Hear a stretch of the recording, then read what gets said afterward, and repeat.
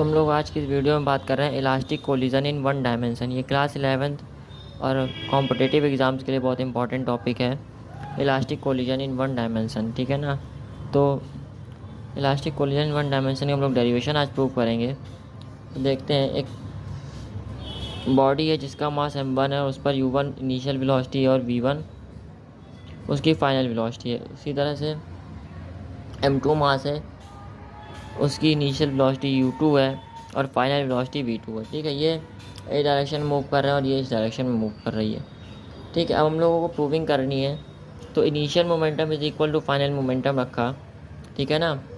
तो initial momentum क्या होगा, m1u1 plus m2u2 is equal to m1v1 plus m2v2। Final momentum क्या होगा, जो फाइनल वेलोसिटी इनटू मास। ठीक है ना। और इनिशियल मोमेंटम क्या होगा, इनिशियल वेलोसिटी इनटू मास। ठीक है ना। तो दोनों बॉडी का हमने इनिशियल मोमेंटम और फाइनल मोमेंटम निकाल लिया और इसको इक्वल रखा है। ठीक है ना। अब यहाँ से हम लोग इसको सॉल्व करेंगे तो m1 देखिए u1 माइनस v1 और m2 is equal to v2 minus u2 एक तरफ कर लिए। उसके बाद initial kinetic energy is equal to final kinetic energy के इक्वल होगी। तो half m1u1 square plus half m2u2 square is equal to half m1v1 square plus half m2v2 square.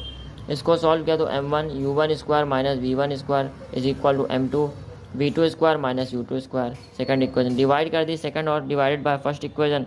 तो देखिए m1, अब सेकंड इक्वेशन क्या है, u1 square minus v1 square को हम ओपन करेंगे तो u1 प्लस v1 और u1 minus v1 a square minus b square का फॉर्मूला ओपन करेंगे तो a minus b a plus b से ओपन हो जाएगी। उसी तरीके से हम लोगों ने इसको ओपन करके सेकंड इक्वेशन से फर्स्ट इक्वेशन को डिवाइड कर दिया। सेकंड इक्वेशन से फर्स्ट इक्वेशन डिवाइड करने के बाद हम लोगों को क्या मिला, u1 plus v1 is equal to u2 plus v2। ये थर्ड इक्वेशन आ गई।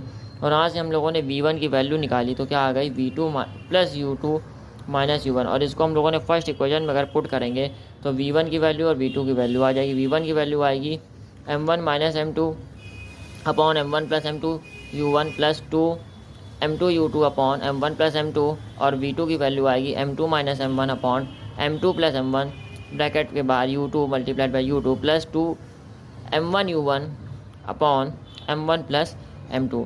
तो ये v1 और v2 आ जाएंगे। ठीक है, तो आपको आई होप समझ में आया होगा पूरा video. Thank you for watching. Please like, subscribe and share my channel. Thank you. This is the most important topic for board exams and also for competitive exams, elastic collision in one dimension.